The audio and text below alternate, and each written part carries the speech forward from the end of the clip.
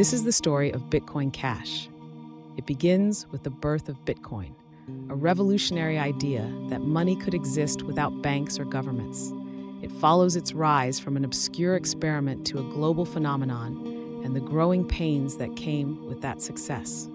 It's the story of a community divided, of two visions for the future of digital currency. One is evolving into a secure reserve asset for large holders and institutions, and another that remains a permissionless currency for everyday transactions. In this video, we explore how it started, the debates that tore it apart, the birth of Bitcoin Cash, and the paths both chains have taken since. To understand Bitcoin Cash, you must first understand Bitcoin and why it split in two. In 2008, the world witnessed a financial crisis unlike any before. Banks crumbled under their own weight, families were driven from their homes, and governments responded by printing trillions of dollars, leaving the people to shoulder the burden. Trust in the global financial system was in free fall. Amidst this chaos, a flicker of hope was born. A message on a little-known cryptography mailing list with a white paper entitled Bitcoin, a peer-to-peer electronic cash system.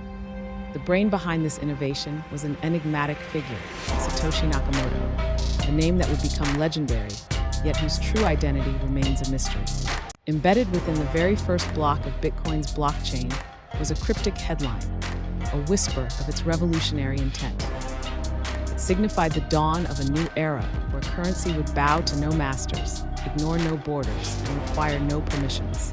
It championed money for the people, beyond the reach of centralized control. Bitcoin represented more than lines of digital code. It symbolized a revolution, meticulously crafted in the language of mathematics. The world of finance would never be the same again.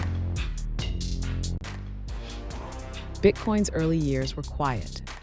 A small group of believers mined coins on laptops, traded them for pizza, and experimented with the idea of money that no one could control. Slowly, it began to spread. Online forums buzzed with activity. Early merchants accepted Bitcoin for goods and services. A new kind of economy, small but growing, was taking shape. Then the world began to notice.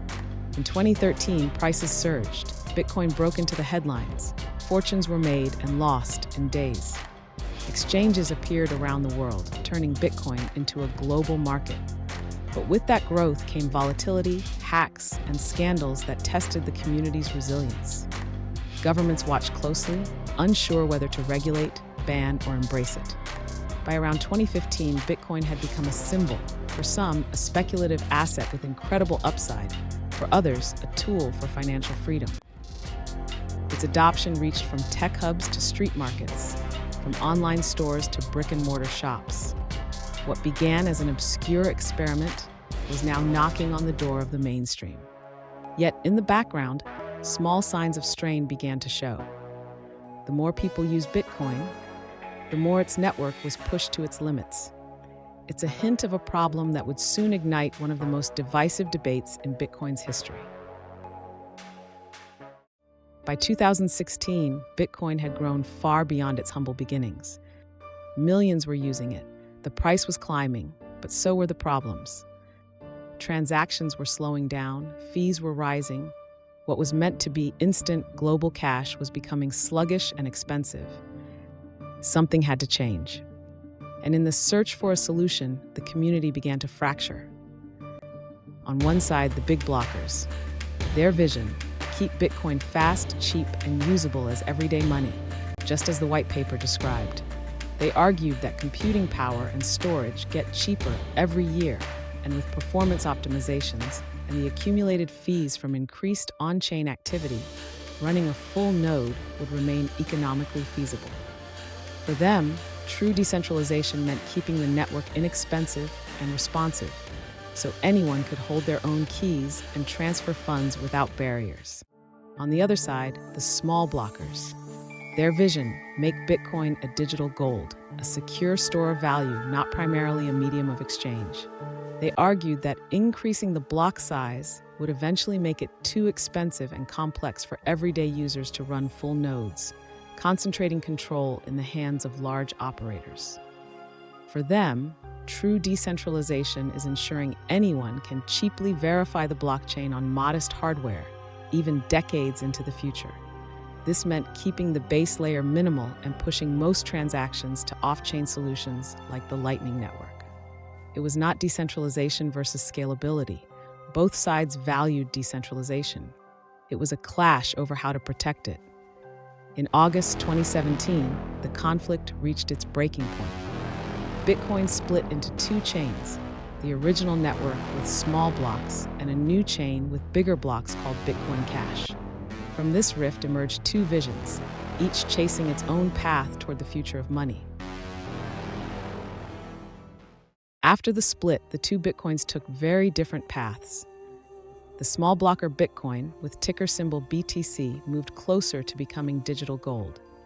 With limited capacity on the blockchain and a fixed halving of mining rewards every 4 years, its long-term security depended on rising prices.